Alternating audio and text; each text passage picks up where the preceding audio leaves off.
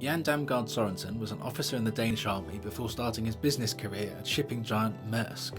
He came to INSEAD for his EMBA in 2009 and is now head of Southeast Asia portfolio for APM Terminals. Jan, you started your career in the Danish army. How did you go from there to the shipping world? The last period I was in the army, I was pretty sure that I wanted to do something different. I wanted to be in some kind of business, and Maersk is famous in Denmark for basically developing a lot of leaders to the business world of Denmark. So I've always had that idea that I would like to join Maersk at some point. But I needed an education first, and I decided to study finance. So I took 5 years of a master's degree in finance in Denmark, and then I applied with Goldman Sachs, with McKinsey, and with Maersk, and they offered me. They were the first one to offer me a job, and I took it. Why was that? What did you want to do for them? I knew that when I started in Maersk, my dream job was to become a country finance manager. That was a role back then. They don't really exist in the same way anymore. In some nice country outside Denmark where the headquarters is. So I set up a meeting with the CFO at the time for Maersk Line, and he, in a very nice way, basically told me that I knew nothing about being a country finance manager, and now I first actually had to learn, controlling, accounting, and stuff that I knew from my education, but I have not tried it myself. So that was the disappointing part, because of course I could have decided to say, okay, then I actually leave and join financial services or something. But I decided to adapt instead and say, like, this, I still want to. I was very fixed on the goal of becoming a country finance manager. So I worked for him for about a year or something as a controller, and then after that I moved to Czech Republic as a country finance manager. And for that was my most fantastic thing, because it was, in a way, it became a big disappointment for me the first 2 years, and afterwards I still reached, my target that I had set for myself. And those 4 years in Prague was the best years I've had. In 2009, while you're still working for Maersk, you decided to come to INSEAD for an EMBA. Did you get what you were hoping for from that experience? Absolutely, and I think I got more than I was expecting. I think I came in as a finance person and obviously had a lot of skills, having a master's degree in finance, and worked already 5-6 years at that time in finance. So in terms of financial acumen, I probably did not need much more of that, but understanding the business from other angles, like strategy, like marketing, and how these functions create value for the company, that was very, very impressive. And it has helped me a lot at board level, and also to really push the envelope and question people. You can ask better questions when you understand the full basis of a business from all those angles than before. You're now working for APM Terminals in Singapore. What do you do for them? So I have a dual role right now. So I'm the regional CFO, or the portfolio CFO, we call it, of Asia Pacific. So we have 17 deep water terminals around Asia, some of them joint ventures, some of them fully owned. And then we have some holding companies and some inland ports as well, or inland terminals as well.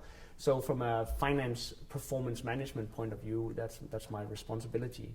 And then the second role that I have is I'm head of Southeast Asia, which I'm P&L responsible for 5 terminals that is located in Southeast Asia.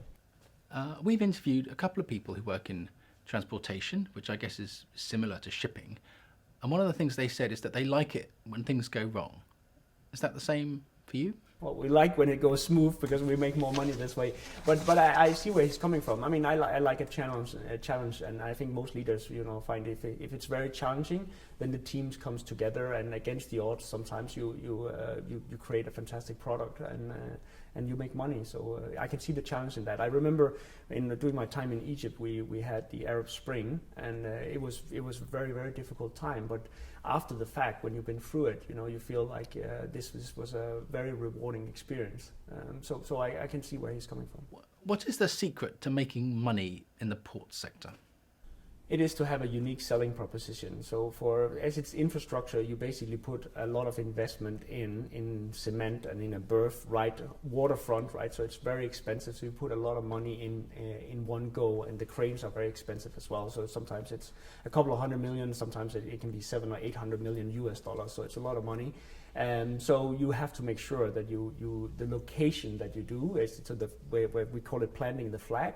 Where you plant the flag has to be very unique. So you basically, the customers wants to use your port instead of all the other ports in that region or in that area. So that's the main thing. So when you got that right, then it's of course to get the right people on board, to making sure that you offer the best service. And service is usually the time that they are in the port. So that's related to productivity. So how quickly can the cranes move boxes to empty the vessel and put the other boxes back on the vessel again, so the vessel can go again. Because the port stay, as we call it for the vessel, is very expensive, because the time it stays, it doesn't make any money. So that's basically our value proposition, is to have the best ports with the best service for the shipping lines. It occurs to me that with your general management role, you're one of the very few alumni we've spoken to who's actually doing the thing that the MBA trains you for. That's probably true. I don't know if I'm the one person, but I'm definitely doing what we learned here, and that's also why it's been so great to have it, right? Because I think it's not like, again, I could have done it with the master in finance, because that would give me the qualification for it. So I would probably have had this job today without the MBA, but I would not have delivered so well in the role as I believe I do today. What's your favourite part of the job? I think that is to work with really, really talented people, really, really bright people. I think it's a privilege to be able to hire and put together your own team and work with them to develop them and coach them and mentor them, right? And then be on a challenging assignment, and then see a team come together and deliver against all odds, on budget and on time. And it's just an amazing experience. I think a lot of people, sometimes they sit and they're very happy to be the smartest person in the office, but in reality what it's about is, if you are the most smart person in the office, you should probably move to another office, right? There is something about working with brilliant people. You feel that you have to be sharp and you have to work better every day, and that makes you better. Finally, Jan, how would you sell the port sector to someone thinking of it as a career option?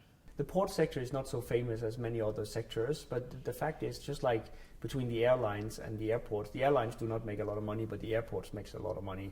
And it's the same in our industry. The shipping lines do not make a lot of money, but they're quite famous, where the port sector get really, really good returns, but we're not so famous. And in reality, what we do, we are really an infrastructure fund that try to get the most out of our portfolio.